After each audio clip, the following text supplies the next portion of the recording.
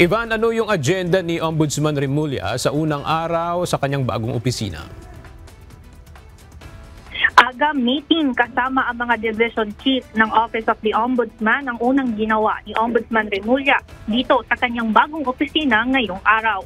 Sa transition period, Ombudsman Remulla mula sa pagiging Secretary of Justice, isa sa agenda niya ngayong araw ay alamin ang kasalukuyang estado ng Office of the Ombudsman. Hingi ito ng mga update mula sa mga division heads o deputy ombudsman ng ahensya. Gusto niya talaga alamin yung mga proseso at procedures dito para malaman niya kung paano gagalaw. Introduction ni Remulla sa kanyang bagong opisina ay kumuha ng round-up mula sa mga matataas na opisyal ng Office of the Ombudsman upang lalong mapabuti ang trabaho nito.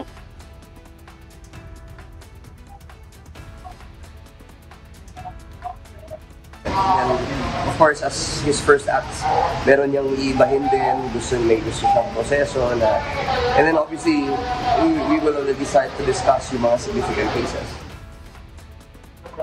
Una nang nabanggit ni Remulla matapos ang kanyang panunumpa kahapon na bukod sa pagpapabilis ng usad ng mga nakabingbing kaso, pagtutuon na rin ng pansin ng case build-up ng flood control scandal, maging ang formally issue noong panahon ni dating Pangulong Rodrigo Duterte. Samantala, kasama sa maglilipat opisina mula DOJ patungong Ombudsman ay sina DOJ Assistant Secretary Nico Clavano at ang mga staff nito. Aga sa kasalukuyan, humaharap ngayon sa Ombudsman Remulla sa media upang magbigay ng update sa kanyang isinagawang meeting at iba pang mga usapin. Yan muna ang update mula dito sa Office of the Ombudsman. Balik sa inyo dyan, Aga. Maraming salamat, Ivan Alvarez.